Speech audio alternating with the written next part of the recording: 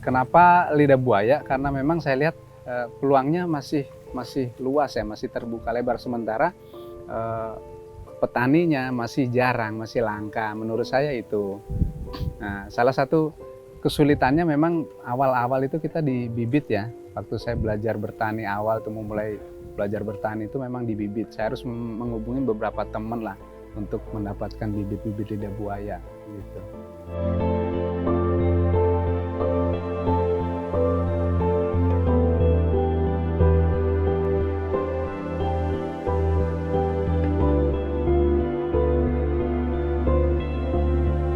Perkenalkan, nama saya Irwanto. Saya sebagai petani lidah buaya yang berlokasi di Kelurahan Kalisuren, Kecamatan Tajur Halang, Bogor, Jawa Barat. Saya memulai usaha tani lidah buaya ini dari tahun 2012 sampai sekarang.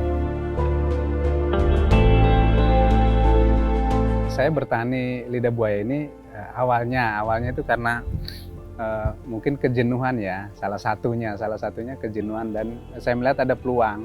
Awalnya memang saya kerja di salah satu perusahaan sebagai tenaga marketing bagian lapangan gitu. Nah, saya lihat di situ ada peluang untuk di produk-produk pertanian gitu. Nah, berawal dari situlah akhirnya saya terpikir bahwa kenapa saya nggak bertani gitu kan. Ternyata setelah menjalaninya, setelah bertani, saya pikir nggak kalah dengan saya waktu masih kerja di salah satu perusahaan tersebut.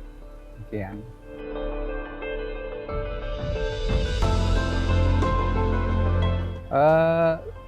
Memang untuk pertama kali, karena memang saya mungkin basicnya bukan di tani ya, itu saya harus banyak belajar, banyak harus bertanya-tanya kepada teman-teman yang petani, meskipun petaninya bukan lidah buaya. Nah, dari situ sedikit demi sedikit saya mulai tahu karena mempelajarinya.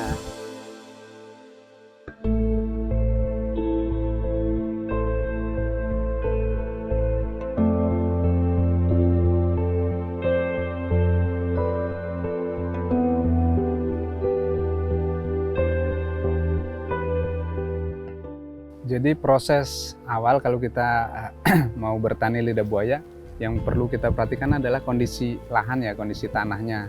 Kita harus lihat dulu tingkat kegemburannya, tingkat kesuburannya. Nah, langkah pertama adalah kita siapkan lubang tanam dulu untuk bibit lidah buaya. Setelah itu baru kita kasih pemupukan dasar gitu. Setelah itu selesai semua baru kita tanam, baru kita perawatan. Nah, salah satu perawatannya adalah mungkin dari gulma, rumput itu harus seminimal mungkin ya untuk dari gulma. Kalau dari hamanya, saya sendiri sampai sekarang ini saya pikir belum ada hama yang begitu serius yang menyerang lidah buaya ya. Itu palingnya gulma aja.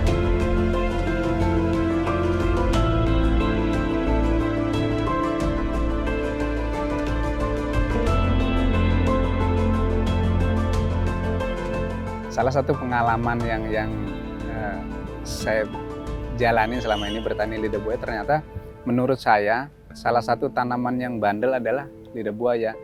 Karena memang dari sisi perawatannya itu nggak terlalu sulit. Kalau saya sharing-sharing dengan teman-teman petani yang lainnya, setelah kami sharing tuh ternyata ini termasuk yang mudah dan bandel gitu. Jadi pernah pengalaman waktu itu tahun berapa saya lupa. Waktu itu kondisi kering agak lama, hampir 7 bulanan.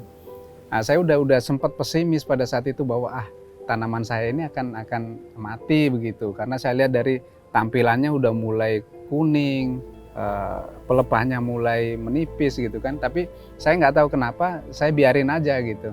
Nah, pada saat musim hujan tiba, berangsur-angsur pulih seperti semula lagi begitu. Nah, itu makanya saya bisa katakan bahwa lidah buaya ini salah satu tanaman yang punya ciri bandel ya gitu.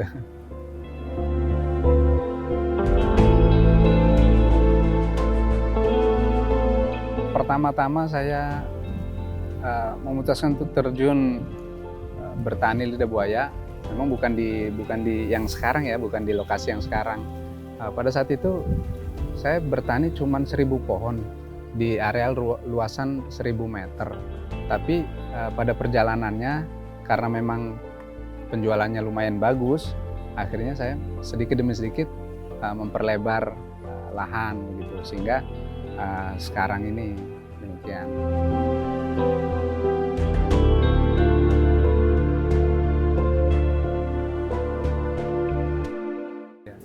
Awal mula di tahun 2012 itu saya memulai bertani itu di luasan lahan 1000 meter untuk 1000 pohon bibit lidah buaya gitu. Nah, dalam perjalanannya setelah saya lihat nih ternyata bagus nih, penjualannya bagus, akhirnya saya perluas lahan saya dan sekarang ini udah 7.000 meter yang di sini dengan tanaman kurang lebih 6.000 pohon lebih.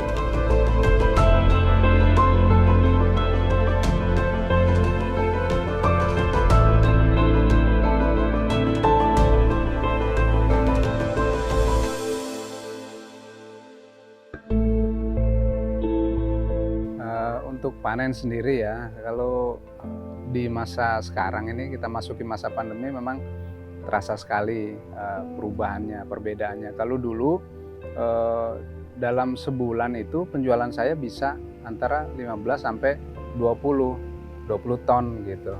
Karena memang dulu ada beberapa pabrik yang saya masuk bahkan lebih dari 20 ton gitu, sampai saya minta ke teman-teman ya untuk kita bantu, saling bantu gitu untuk kekurangannya gitu.